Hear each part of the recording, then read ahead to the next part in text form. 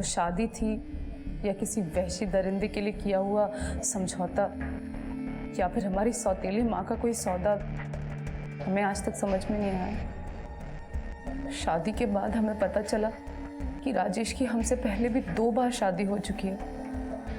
उसकी पहली पत्नियों से हमारा हाल अच्छा था या बुरा, ये तो हम नहीं जानते, पर हाल हमारा भी बहुत बुरा था। वहाँ राजेश की माँ हमसे नौकरों की तरह बर्ताव करती थी और राजेश तो जानवरों से भी बदतर। उस घर में दम घुट चुका था हमारा।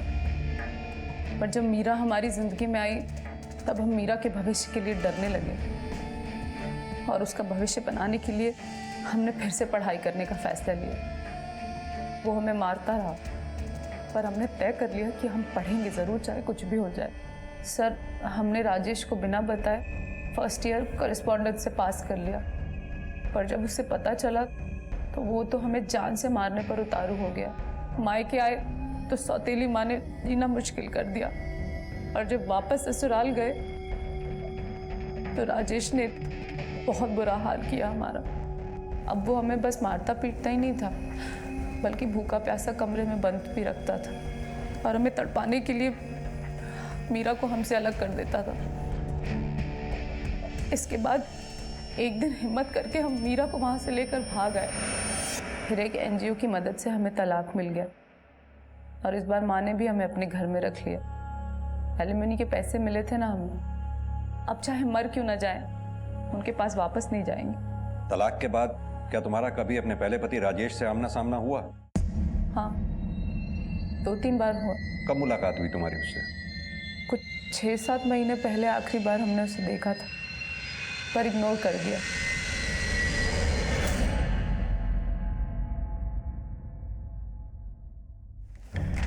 सर, कुमुद का पहले पति राजेश की फोन लोकेशन उस एरिया की नहीं थी जहां पर कुमुद पे एसिड अटैक हुआ था, लेकिन सर उसके कॉल रिकॉर्ड में एक नंबर सामने आया। ये देखिए सर, ये नंबर एक केमिकल सप्लायर का है। राजेश की इस केमिकल सप्लायर से अक्सर बातें होती हैं। तो हो सकता है इस केमिकल सप्लायर से एसिड का इंतजाम करवा के कुमुद पे एसिड किसी और से फेंकवाया गया हो। तो सर ये भी हो सकता है कि एसिड फेंकने वाला उसका भाई नवीन हो, क्योंकि कुमुद का पहला पति राजेश और कुमुद का भाई नवीन दोनों आपस में अक्सर मिलते थे। कुमुद का चेहरा मैंने एक अरसे से देखा तक नहीं, और आप कहते हैं कि मैंने उसका चेहरा बिगाड़ दिया। बिगाड़ा तो तुमने बहुत कुछ था कुमुद का, शायद अब चेहरा भी बिगाड़ दिया हो। सर, आप कुमुद का भाई नवीन क्यों मिलता था तुमसे? नवीन से मैं शादी से पहले भी मिलता था और कुमुद से तलाक के बाद मैं नया क्या? कहीं ऐसा तो नहीं कुमुद से बदला लेने के लिए कुमुद के भाई नवीन को मोहरा बनाया हो? मैं क्यों बदला लूंगा सर कुमुद से? छोड़ दिया है मैंने उसे, अब हमारे बीच में कुछ भी नहीं है। छोड़ा तुमने नहीं था कुमुद को, कुमुद ने तुमको छोड़ा था। तुम्हें एलिमनी देनी पड़ी थी कुमुद को। कहीं ऐसा तो नहीं उस एलिमनी की भरपाई करने की आग अभी तक लग रही हो? देखिए सर, अगर कोई सबूत हो तो आरोप लगाई, ये बेवजह का शक कर मुझे परेशान मत कीजिए प्लीज। कौशिक, राजेश ने 5 साल इंतजार किया है तो बदला भी प्लान करके लिया होगा।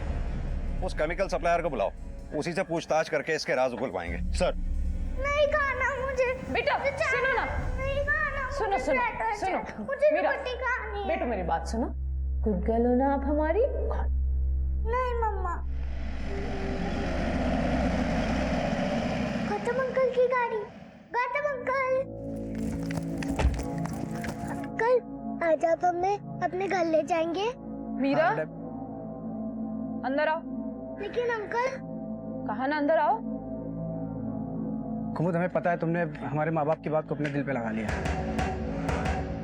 देखो, तुम हमारे बारे में मत सोचो, तुम्हारे माँ बाप को वाकई तुम्हारी चिंता है। कुमुद, जितनी इज्जत मैं अपने माँ बाप की करता हूँ उतनी फिक्र करता हूँ तुम्हारी। तुम इस हालत में ऐसे अकेले कैसे संभालोगे मीरा को? जिसका कोई नहीं होता ना गौतम, उससे अकेले ही लड़ना पड़ता है। तुम्हें ऐसा तो नहीं लग रहा ना कि हमने भी तुम्हारा साथ छोड़ दिया? शिकायत नहीं कर रहे हैं, बस कह रहे हैं तुमसे, हमें अकेला छोड़ दो,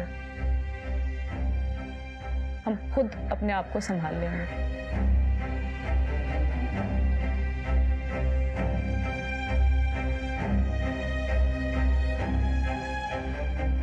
चाहिए हमारी तरफ से मना मत करना प्लीज। सुनो, ये पैसे दिखाकर ना हमारी भावनाओं को छोटा मत करो। और एक बात कहें तुमसे, दोबारा यहाँ मत आना।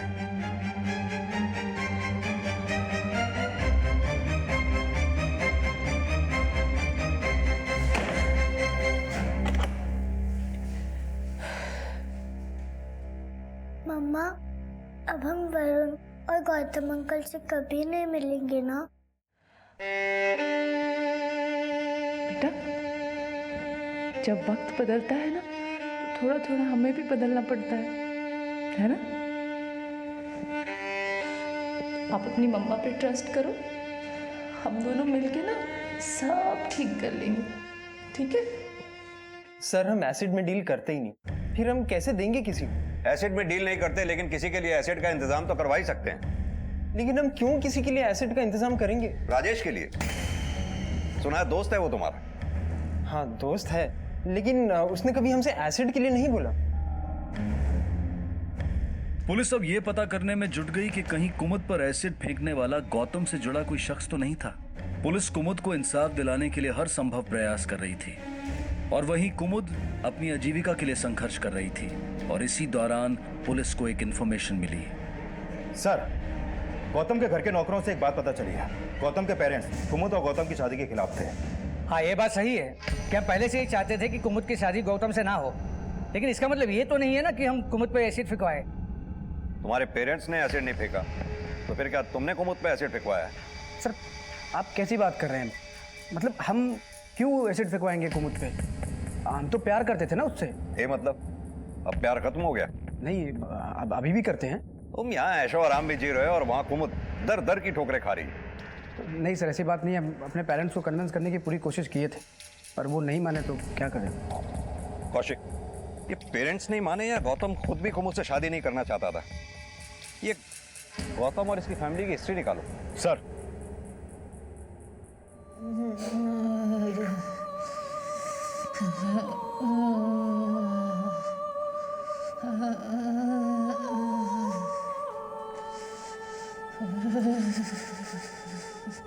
मम्मा, मम्मा, मम्मा उठो ना मम्मा, मम्मा, मम्मा उठो मम्मा, मम्मा।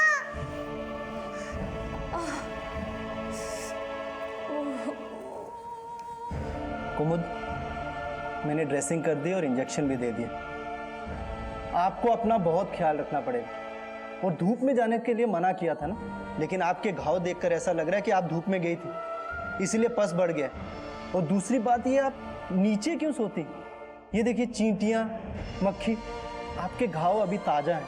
अरे एक छोटी सी चींटी या मक्खी चली गई ना, ये इन्फेक्शन बढ़ जाएगा, हम कुछ नहीं कर पाएंगे। कम से कम एक बेड तो ले लो। मैं ऐसा करता हूँ, एनजीओ से बात करके एक बेड का अरेंजमेंट करवाता हूँ। नहीं सर, हम खुद मैनेज कर लेंगे, थैंक यू।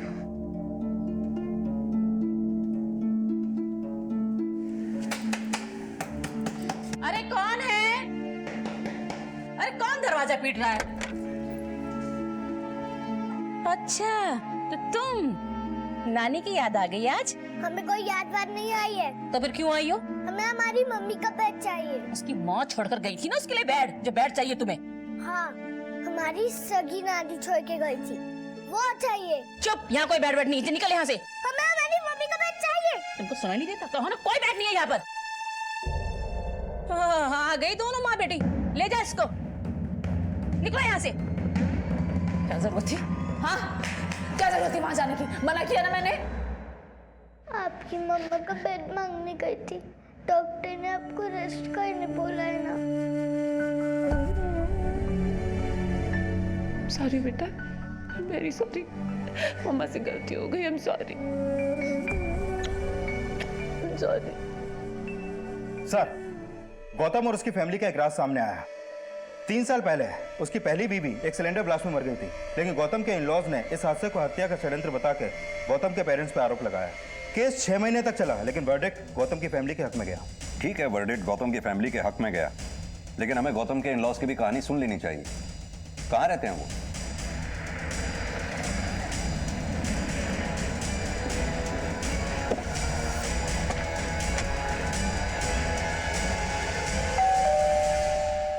सर, गौतम के पेरेंट्स तो बहुत ही लालची थे सर। उन्होंने तो हमसे दहेज भी बहुत मांगा था, लेकिन बदले में हमारी बेटी को कभी कोई सुख नहीं दिया।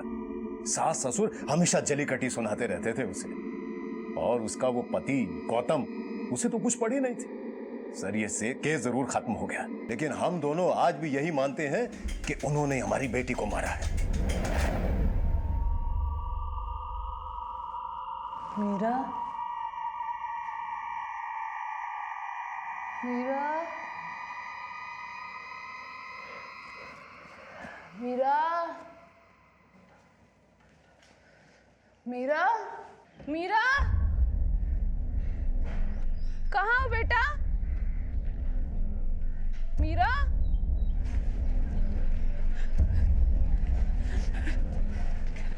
मीरा, अरे मीरा, कहाँ जा रही है? मीरा, ये क्या? यहाँ नहीं आई तेरी बेटी। कहीं देखा आपने उसको? हमने नहीं देखा। जा, हमारा और कोई काम नहीं, निकल यहाँ से। कोई तेरी बेटी नहीं आई है। मीरा, सर, गौतम के पेरेंट्स के बारे में कुछ और बातें सामने आई हैं। गौतम की पहली बीवी के मरने के बाद वो गौतम के लिए रिश्ता ढूंढ रहे थे, और जहां जहां उन्होंने रिश्ते की बात चलाई वहां उन्होंने मोटे दहेज की मांग की। यानी गौतम अगर कुमुद से शादी करता तो गौतम के पेरेंट्स को वो मोटा दहेज नहीं मिलता। गौतम कुमुद से ही शादी करना चाहता था। कौशिक, कहीं ऐसा तो नहीं अपने बेटे का मन बदलने के लिए ही गौतम के पेरेंट्स ने कुमुद का चेहरा बिगाड़ दिया हो, ताकि गौतम खुद शादी से पीछे हट जाए? सर, ये थ्योरी तो स्ट्रांग है, लेकिन गौतम के पेरेंट्स के खिलाफ ऐसा कोई क्लू नहीं मिला है कि उन्होंने कुमुद पे एसिड फेंकवाया हो। गौतम के पेरेंट्स को थाने बुलवाओ। सर, हम बार बार कह रहे हैं कि हमने कुमुद पे ना एसिड फेंका है ना किसी से फेंकवाया है, फिर भी आप नहीं मान रहे हैं। लेकिन आप लोगों ने पहली बहू को तो मारा ही था ना। सर, आपने अच्छी तरह केस स्टडी नहीं किया है। अगर हमने मारा होता तो हम हवालात में नहीं होते। पहले बच गए, लेकिन इस बार आप लोग हवालात में पहुंच सकते हो। सस्पेक्ट्स बढ़ रहे थे, लेकिन स्ट्रॉन्ग एविडेंस ना होने की वजह से पुलिस किसी को भी रिमांड पर नहीं ले पा रही थी। और इसी बीच पुलिस को कुमुद की बेटी के एक बार फिर से लापता होने की सूचना मिली। क्या मीरा इस बार भी रास्ता भूल गई थी, या अब माँ और बेटी के फिर से मिलने के रास्ते भी बंद कर दिए गए थे? साहब, हमने मीरा पर हाथ नहीं उठाया, बल्कि उसने हमें परेशान कर रखा था, और इसीलिए आप लोगों ने उसे गायब कर दिया। साहब, हमने मीरा को गायब नहीं किया। बस हमको तो लगता है कि ये सब उस गौतम ने किया होगा। वो क्यों करेगा? अब क्यों करेगा ये तो नहीं पता, लेकिन हमने उसको मीरा के साथ में देखा था। कहाँ देखा था उसे? वहीं संगम चौक पे।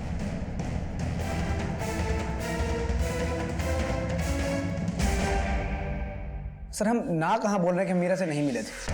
हम तो बोल रहे हैं मिले थे, लेकिन इसका ये मतलब नहीं कि हम उसे किडनैप करवाएंगे। हमको तो ये भी नहीं पता था कि वो मिसिंग है। लेकिन मीरा से मिले क्यों थे? सर, वो हम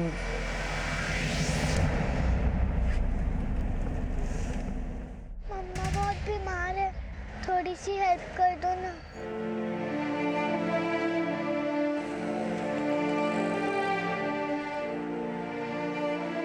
मीरा, बेटा तुम क्या कर रही हो? मम्मा बहुत बीमार है, घर में खाने को भी कुछ नहीं है। आपने तो मम्मा को प्रॉमिस करके तोड़ दिया, पर मुझे तो केयर करनी है मम्मा की।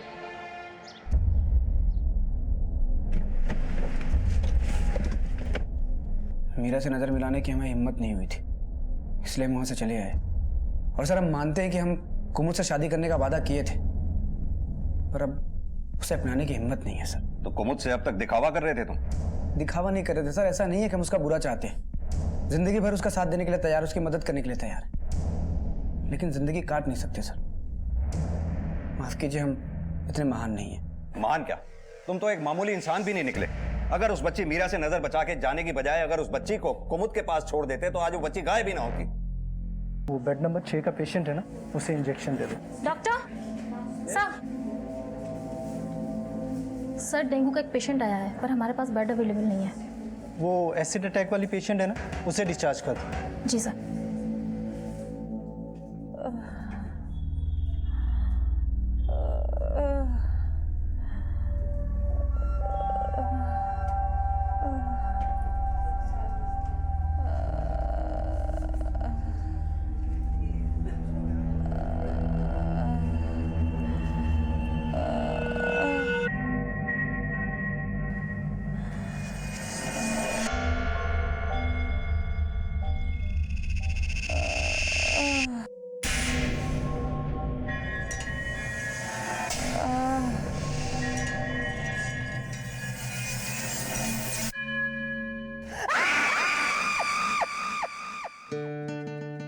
कुमुद एसिड अटैक की विक्टिम थी, लेकिन उसे ना तो अपने अपराधी की खबर थी और ना ही वो उसके बुरे इरादों की वजह जानती थी। और अब उसका दर्द भी उसे चुनौतियां देने को तैयार था।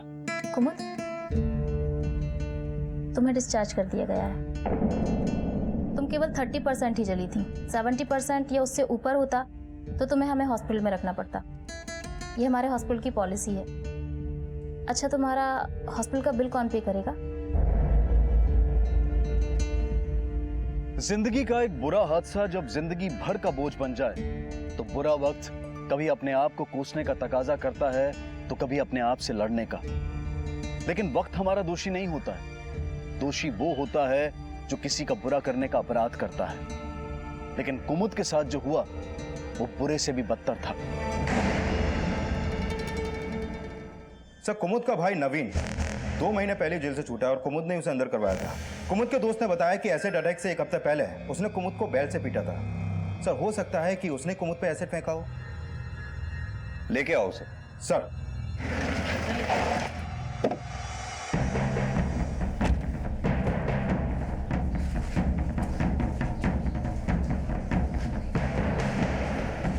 कुमुद का भाई कहाँ है? बात क्या है साहब? देखो अंदर। अंदर ऐसे कैसे जा रहे? अरे हमरे बेटे ने कुछ नहीं किया। अरे कहाँ है? अरे साहब किधर? साहब, अरे ऐसे कैसे ले आ सकते हैं हमें? साहब लेकर चलो सर। साहब, हमने किया क्या?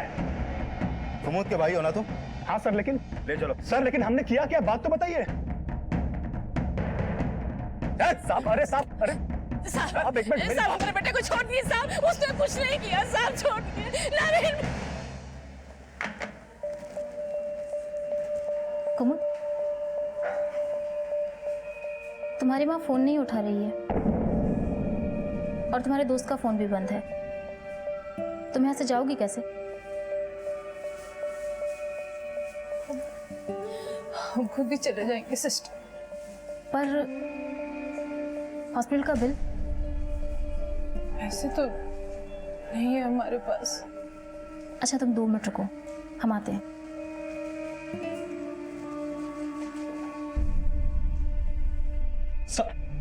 साहब, हम कुमुद पे क्यों एसिड फेंकेंगे? भाई हैं हम उसके। भाई नहीं, तू कसाई है। 10 दिन पहले तूने कुमुद को पीटा और 6 महीने पहले उस बच्चे मीरा का सिर तक फोड़ दिया तूने।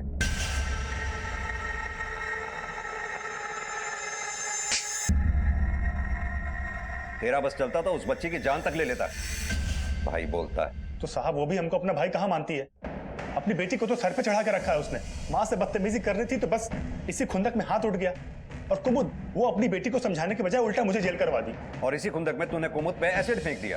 साहब, मानते हैं कुमुद से हम नफरत करते हैं, लेकिन इसका ये मतलब थोड़ी कि हम उसके ऊपर तेजाब फेंक देंगे। तूने नहीं फेंका तो और किसने फेंका होगा? साहब, ये हमको कैसे मालूम चलेगा? आप कुमुद के दोस्त वो गौतम से पूछिए ना। एसिड अटैक के टाइम पे वो भी था वहां पर। बैठो कुमुद, 3 दिन बाद आकर पट्टी चेंज करा जाना। और चिंता मत करना, डॉक्टर की बात हो गई है। तुम्हारा खर्चा एक एनजीओ उठा रहा है। ये रख लो। अरे रख लो, पैसे नहीं है तुम्हारे पास। थैंक यू सिस्टर, हम ये पैसे आपको जरूर वापस कर देंगे। अच्छे से जाना। फिलहाल तो तुझे जाने दे रहे हैं, लेकिन हमसे पूछे बगैर ये शहर छोड़कर जाना मत कहीं। जा सकते हो।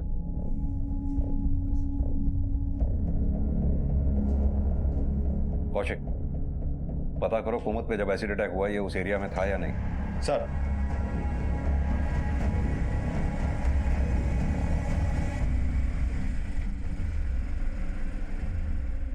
तुम्हारी माँ फोन नहीं उठा रही है। और तुम्हारे दोस्त का फोन भी बंद है।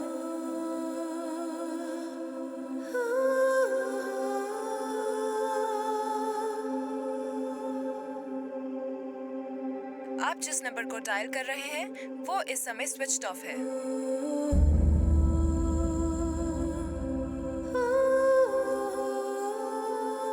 ये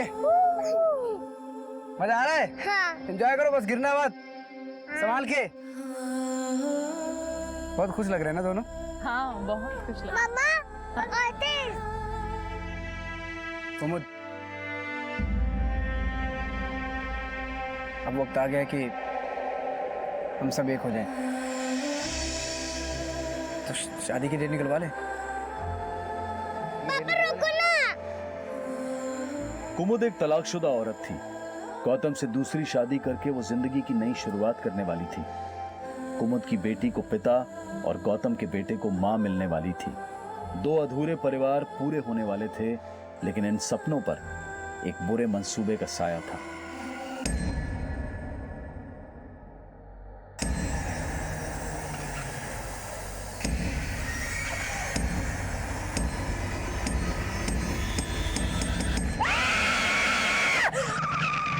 क्या हो गया मैडम? वापस हॉस्पिटल लेकर चलूं? इस हादसे ने सिर्फ कुमुद का जिस्म ही नहीं गलाया, बल्कि उसकी रूह भी हिलाकर रख दी।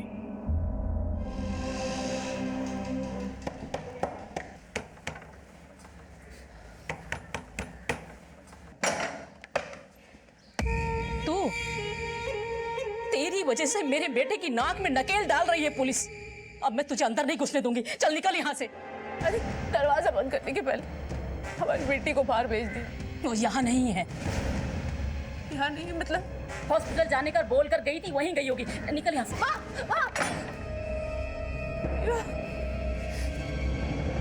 सर, जिस मार्केट में कुमुद पे एसिड अटैक हुआ उसके भाई की फोन लोकेशन उस एरिया की नहीं थी। ये देखिए सर। जेल से होके आया, इतना दिमाग तो रखता ही है कि क्राइम सीन पे मोबाइल ना लेके जाए। लेकिन सर वहाँ आसपास में कोई सीसीटीवी भी नहीं है और ना ही कोई ऐसा विटनेस सामने आया जिसने कुमुद के भाई नवीन या किसी सस्पेक्ट को वहाँ पर देखा हो। कुमुद पे जब अटैक हुआ तो गौतम के साथ साथ उन दोनों के बच्चे भी उनके साथ थे। हैरानी की बात यह है कि गौतम ने देखा तक नहीं। लेकिन सर कुमुद के बयान के मुताबिक उस पर जो एसिड अटैक हुआ उसके पीछे उसके किसी दुश्मन का हाथ है और गौतम तो उसका दोस्त है। लेकिन कुमुद अपने भाई नवीन को अपना दुश्मन बताती है, और अगर यह काम नवीन का है तो उसने कहीं ना कहीं से तो एसिड का इंतजाम किया ही होगा। एक काम करो, नवीन के कॉल रिकॉर्ड्स और उसके यार दोस्त किस किस के पास उसका उठना बैठना है सब अच्छी तरह से इन्वेस्टिगेट करो। हो सकता है शायद कोई क्लू मिले। सर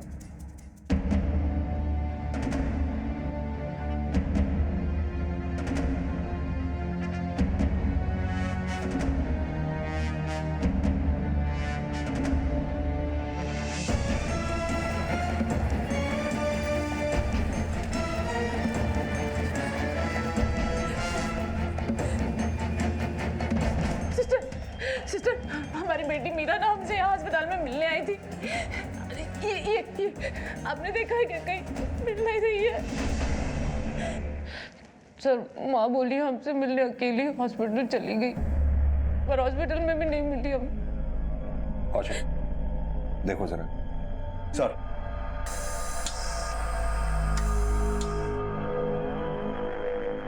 लेकिन एक बात समझ में नहीं आई, आपकी माँ ने मीरा को अकेले जाने क्यों दिया? सर उन्होंने कभी हमारी परवाह नहीं की, तो मीरा की क्या करेंगी? हमने हमेशा उन्हें सगी माँ का ही दर्जा दिया सर, पर उन्होंने कभी बेटी नहीं समझा मुझे।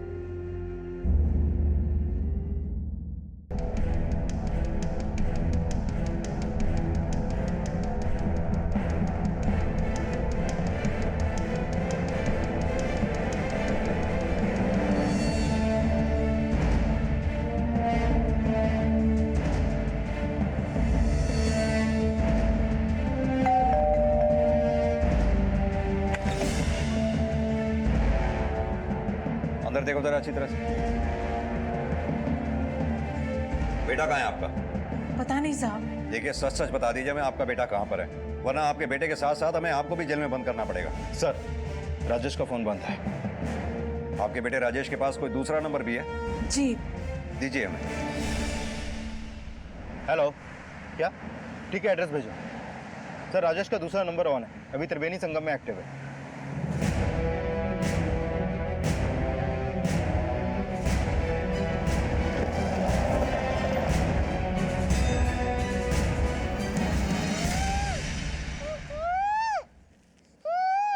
कौशिक,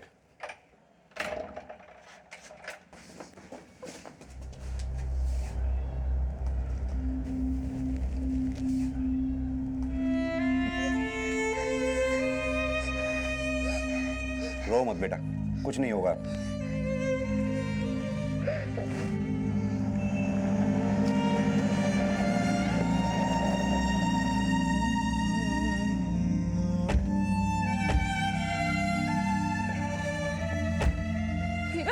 मम्मा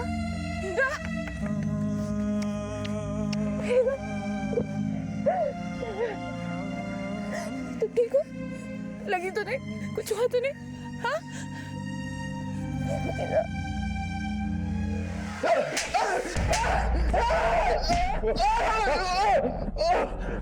बता, मीरा को क्यों उठाया था?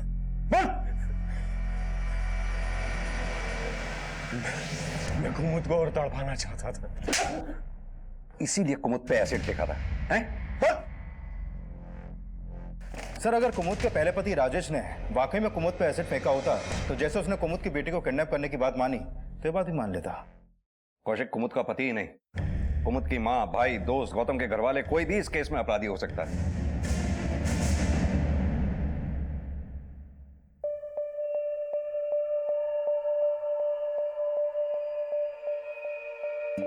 ये क्या पढ़ रही हो मम्मा? बेटा थैंक यू। बेटा मैं गवर्नमेंट एग्ज़ाम की तैयारी कर रही हूँ। अगर एग्ज़ाम पास कर लिया ना तो गवर्नमेंट जॉब लग जाएगी और सब अच्छा हो जाएगा। सर, गौतम की पुरानी ईमेल आईडी और सोशल नेटवर्किंग अकाउंट से सामने आया है कि उसकी पहली बीवी होते हुए भी उसके काफी अफेयर्स थे। मेरी कुछ लड़कियों से बात हुई, एक दो की तो शादी हो चुकी है और एक आउट ऑफ इंडिया चली गई है। लेकिन सर, एक लड़की ऐसी है जिसने अपनी प्रोफाइल डीएक्टिवेट कर दी थी। ये देखिए सर,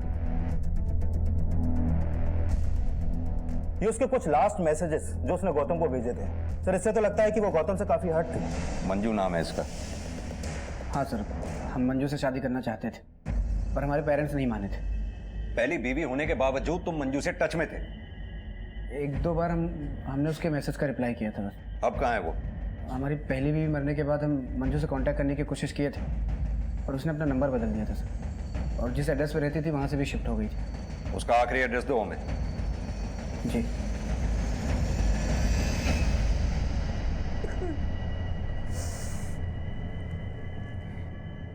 मेरी मंजू गौतम से बहुत प्यार करती। जब से वो इसकी जिंदगी से गया तब से इसकी ये हालत है।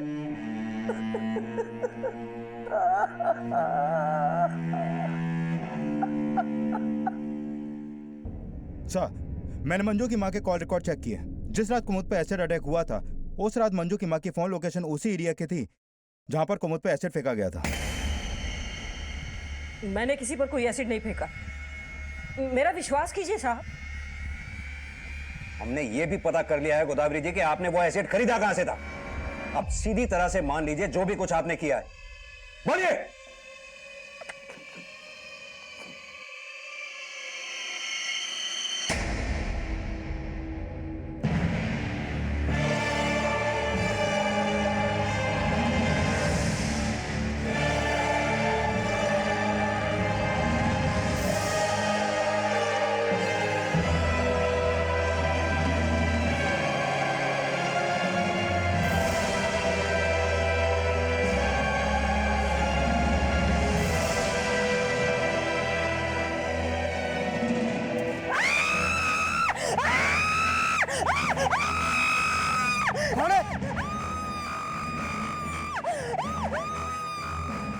कुमुद पर नहीं डालना चाहते थे एसिड साहब, हम उस गौतम पर एसिड डालना चाहते थे क्योंकि उसने हमारी बेटी की जिंदगी बर्बाद कर दी साहब। हम उसकी जिंदगी बर्बाद करना चाहते थे। गलती से वो लड़की बीच में आ गई साहब।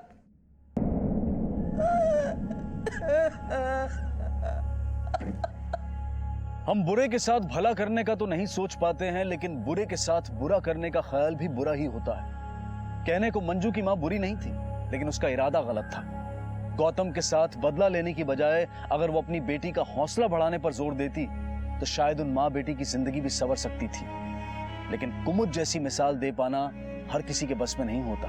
कड़े संघर्ष के बावजूद आखिरकार कुमुद अपने पांव पर खड़ी हो गई। सरकारी नौकरी के लिए एंट्रेंस एग्जाम देने के बाद उसे नौकरी भी मिल गई। हम आशा करते हैं कि अपने हौसले की जो लौ कुमुद ने हमेशा जलाए रखी वो उसकी और उसकी बेटी की जिंदगी में खुशहाली की रोशनी जरूर लेकर आएगी। इसी विचार के साथ अब मैं अनूप सोनी आपसे विदा लेता हूं। फिर मुलाकात होगी अगले एपिसोड में एक और चौंका देने वाले केस के साथ। तब तक अपना और अपने परिवार का ख्याल रखें और देखते रहें क्राइम पेट्रोल डायल 100। सबक एक को, सीख हम सबको। जय हिंद।